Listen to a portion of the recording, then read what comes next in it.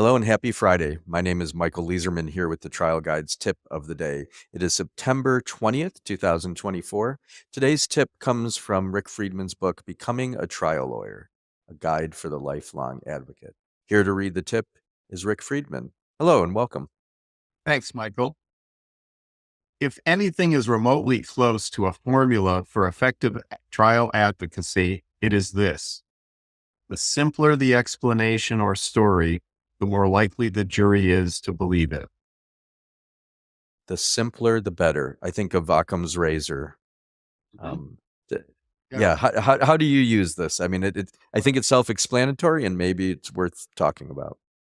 Well, yeah, and I would expand it beyond juries to judges as well. The simpler the legal argument, the better as well. So, um, I just think I'm not a neuroscientist, but I suspect our brains are wired to seize on the simplest solution to a problem or simplest explanation for a massive data. And boy, I don't know anyone who would really disagree with that quote, frankly. I don't know that anyone disagrees with it. And what I see in trial a lot are lawyers trying to show how smart they are. And I did that when was a newer lawyer. I felt like that somehow, look, it was because of my insecurity, and it was also a need to impress the judge or the jury to show how smart I was. And I think that that is often at odds with the simple story. So we're not here to show that I understand like the linear momentum of crash reconstruction. We're here to tell a story and to persuade. And I think that's where people sometimes get lost. Yeah.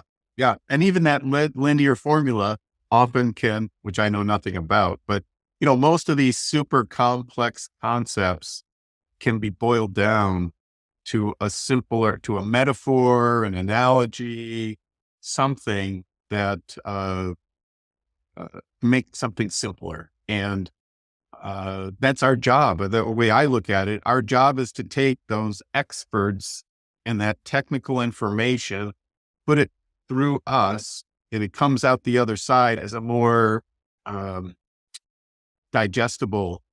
It sounds like I'm being simplistic, but it's actually harder to do what I'm describing. I'm working on a case right now like that, where, you know, I could write a 25-page brief to describe what's going on or a 10-page brief. It's going to be much harder to write the 10-page brief, but it's a much more powerful brief. But I think that's partly, law school and the bar exam trained us to just spot every single issue and throw them into the pile. And that's the exact opposite of what you want to do as a trial lawyer. Yeah. Well, as always, I think you've hit on something super important.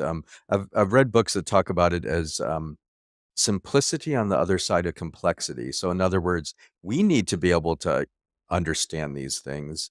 I think of a trial I had once where um, the lawyer got up with my expert, the defense lawyer, for literally over an hour at the end of a day of trial, going through math.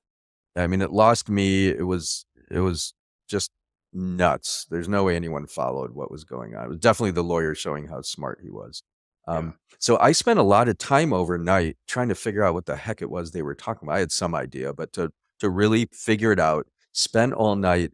I was able to put it into a PowerPoint that I played for the jury on redirect of my expert the next morning, and it took about 10 seconds. It was an animation that showed here when the truck is moving and hits the car, you have to take into account that the car is still moving. And there's a Yeah. formula that accounts for that, right? Yeah, right.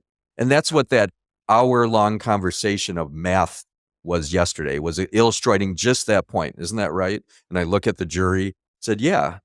Like, okay. Wow. And the jury will be so grateful if you're the one who's doing that, the getting to the bottom line point of the thing. Absolutely. Yeah. So, I mean, that takes effort. And I think, so I'm underlining your point that it doesn't mean our job is simple. I mean, our job is difficult to make a simple story and simple explanations, not condescending, but simple. Yeah, absolutely. Yeah. Wonderful. Well, as always, thank you for bringing these issues to us and the tips of the day and in your books and your videos. Thanks for all you do for all of us. Thank you, Michael. Let's pause, take a deep breath together, and just be grateful to be alive this Friday. May the work that we do today help to reduce suffering in the world. May it help repair the world. May we fiercely and compassionately advocate for our clients' causes. I'm going to ring a bell 3 times now. This can take you to whatever place is sacred to you, a place of meditation, a place of prayer, or just let the sounds wash over you and remind you it's Friday. Go out, do good things, and have fun while you're doing it. Have a great day. Have a great weekend.